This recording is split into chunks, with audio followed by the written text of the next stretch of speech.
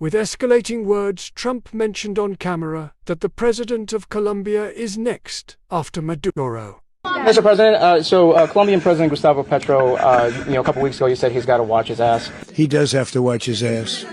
However, the Colombian president, Gustavo Petro, retorted that he will not tolerate threats. No me amenace, aquí lo espero si quiere. No acepto invasiones, no acepto misiles, no acepto asesinatos, acepto inteligencia.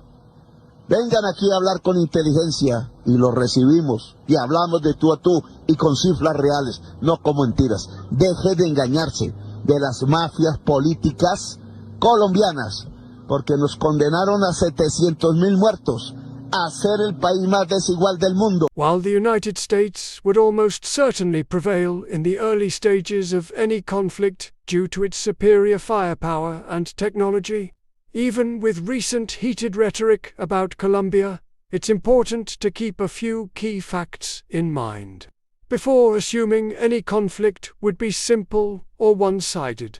Unlike the recent extraction of the Venezuelan president, one long-standing U.S. ally in regional security. For decades, Colombia has been a key U.S. ally in the fight against terrorism, narcotics trafficking, and communist insurgencies.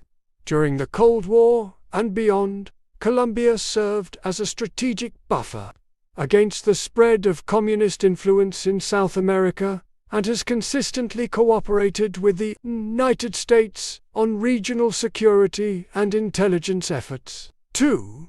Proven Special Forces excellence. Colombia has won the Pan America Special Forces competition for more than a decade straight, demonstrating consistently high levels of tactical skill and coordination. 3.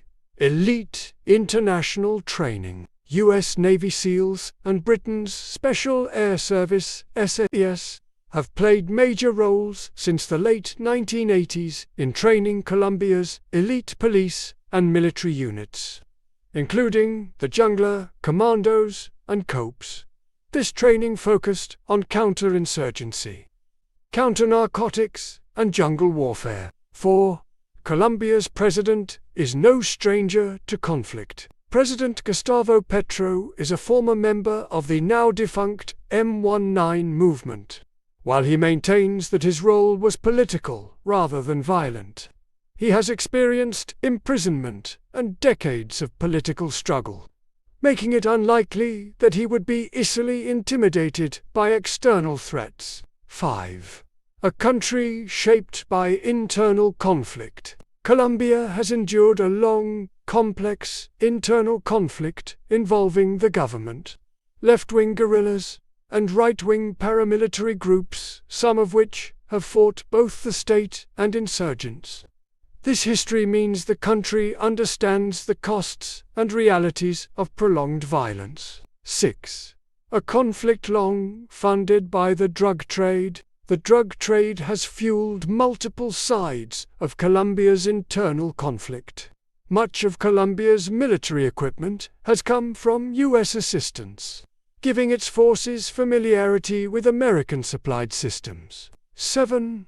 Armed groups with competing loyalties. Some militia and armed factions have publicly stated they would defend President Petro way, even while remaining in conflict with the central government itself, highlighting the country's complicated political landscape. 8. Any conflict would be drawn out. The United States maintains several military facilities in Colombia and would likely prevail militarily, but it would not be quick or easy. Any confrontation would be far more complex and prolonged than many people assume. 9. Despite leaving M19 decades ago and no longer sharing its ideology, President Petro's current socialist-leaning policies have created tensions within Colombia's own government.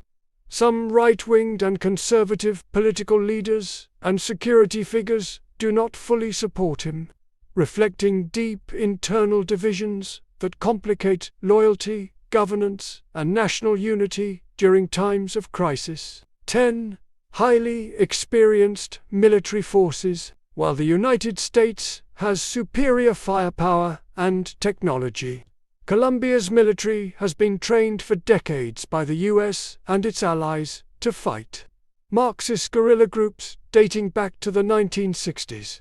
As a result, Colombian soldiers are widely considered among the most battle-tested and capable in Latin America. Bottom line, Colombia is not a weak or inexperienced country. Any serious escalation would carry major consequences for all sides involved.